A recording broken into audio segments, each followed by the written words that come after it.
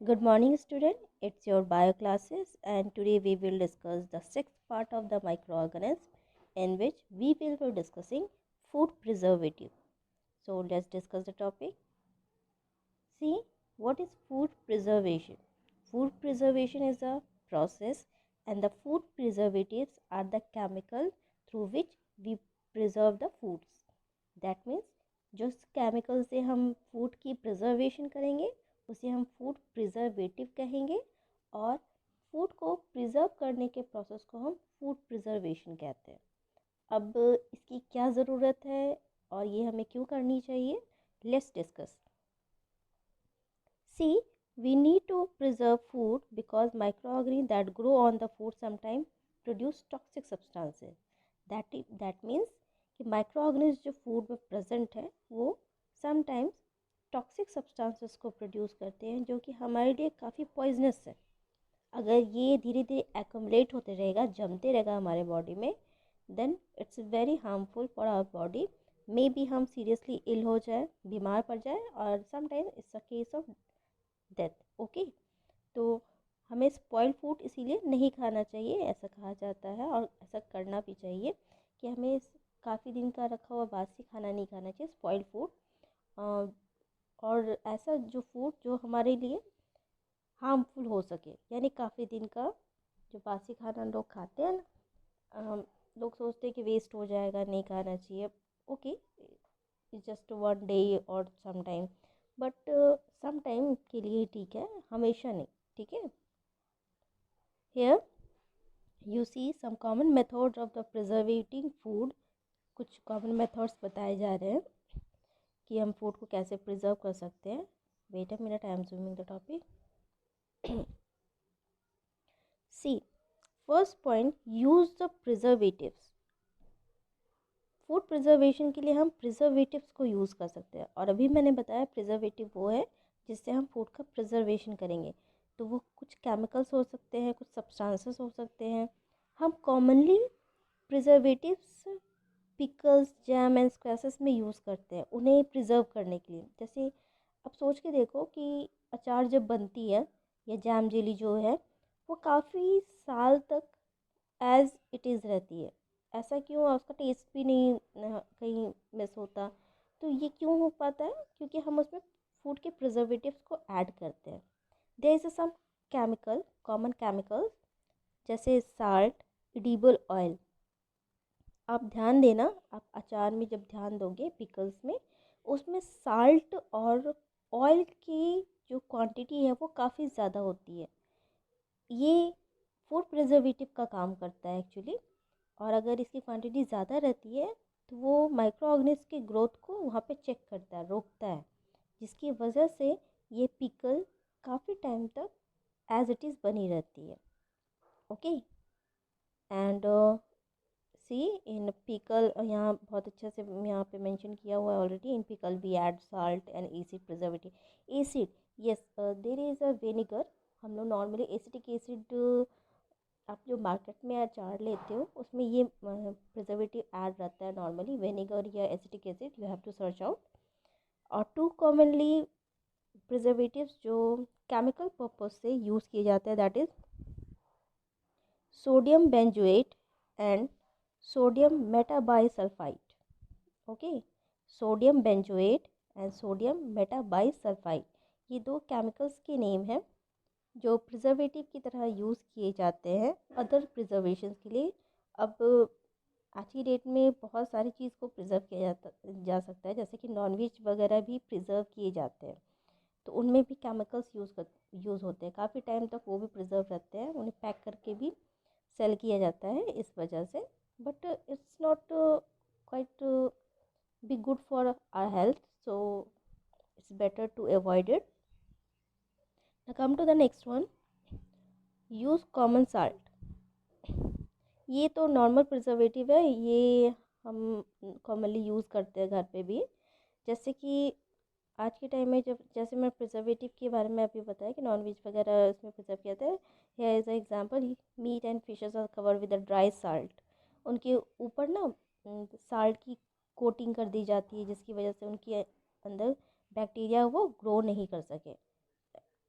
ये ज़रूरी भी है, ठीक है। And the salt is use to preserve tamarind tamarind amla रो मैंगोज। ऑब्वियसली अचार के लिए हम लोग यूज़ करते हैं, ठीक है। तो साल्ट की क्वांटिटी काफ़ी टाइम तक फूड प्रिजर्वेटिव का काम कर सकती है, क्योंकि वो माइक्रो ऑर्गेनिज्म को ग्रो नहीं होने देती। And the another example is the use of sugar. Sugar भी बहुत अच्छा फूड प्रिजर्वेटिव है, क्योंकि जैम जेली में आप जब देखोगे तो वो काफ़ी टाइम तक इसे प्रिजर्व करके रख सकता है। Jam jelly squashes. Sugar reduce the moisture content, obviously that is the highlight point, कि शुगर मॉइस्चर जो कंटेंट करता है उस पर्टिकुलर फूड मटेरियल में, उस कंटेंट लेवल को लो कर देता है। और ये मेन रीज़न होता है किसी भी माइक्रो ऑर्गेनिज्म के ग्रो का। अगर उसे मॉइस्चर मिलेगा तो वो फास्टली ग्रो करने लगते हैं। तो उस मॉइस्चर को ही वो लो कर देगा जब, तो वो बैक्टीरिया या किसी और माइक्रो ऑर्गेनिज्म को उसके अंदर ग्रो नहीं होने देगा, जिसकी वजह से वो फूड को स्पॉइल नहीं कर पाएंगे।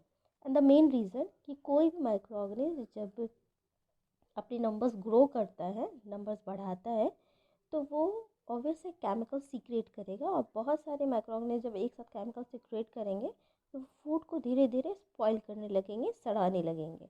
इसलिए बहुत ज़रूरी है कि उनकी ग्रोथ को ही चेक कर दिया जाए, रोक दिया जाए या उन्हें किल कर दिया जाए।